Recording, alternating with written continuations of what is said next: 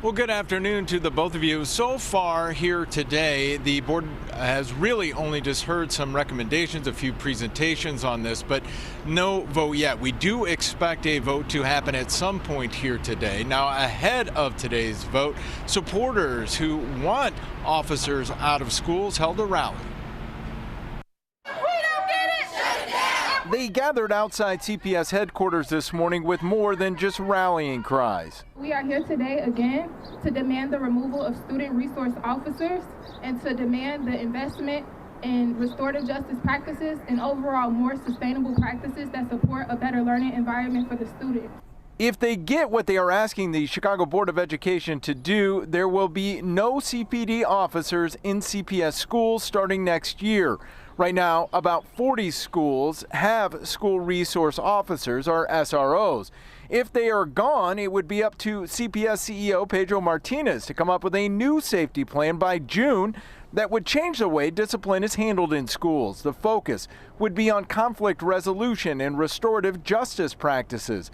The mayor said yesterday it would be up to different schools to decide how to use the money saved by removing officers from schools. If schools want security guards, or if they want restorative justice practitioners, that those dollars could be made available.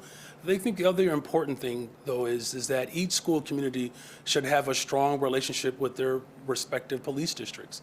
Policing is just one component of community safety. Over the past couple of years, 19 local school councils voted to remove officers. But if the board approves this resolution today, those local school councils would have no say if they want officers or not.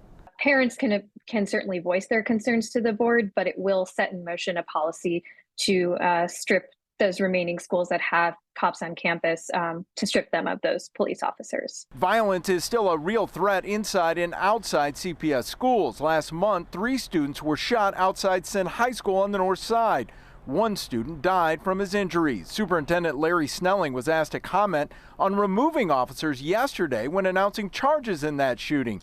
He says CPD may not be in the schools, but they'll be present.